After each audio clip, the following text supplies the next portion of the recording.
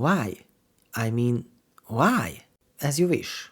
Exchanging bodies. The way this mechanism works is that you can exchange your body with the nearest wizard in the scene, so you swap everything. Why is that good for me, you might ask? There are several reasons for that. You can reach places where otherwise would be hard to get, or if you are spoiling a jump and falling into the abyss, you can send another wizard to the death instead of you. And also, by swapping everything, I mean everything, even your lives. So if you start to run out of lives, just exchange bodies and the other wizard may have more. The way this works is a bit complicated and surely not the perfect solution to this problem. The parent game object has the controller script. This is a player controller instance for the player and a simple enemy instance for the enemy. The graphics are on a different child game object, so in this case we only need to swap those two game objects, but then their transform should be updated to swap their positions. And also the scripts have a lot of references to parts of the graphics game object, so we need to set those as well. Lastly, exchange the lives, and we are finished. This mechanism turned out to be quite interesting, so let's see what you can get out of it. Do you want a game where you have to destroy all wizards before they go into the portal, or a racing game where you have to reach the finish line before any other wizards do? But to be a little harder, some wizards starting much earlier, so you have to find a way through them really quickly.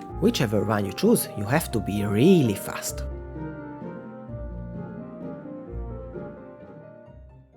Definitely faster than now. Hurry up!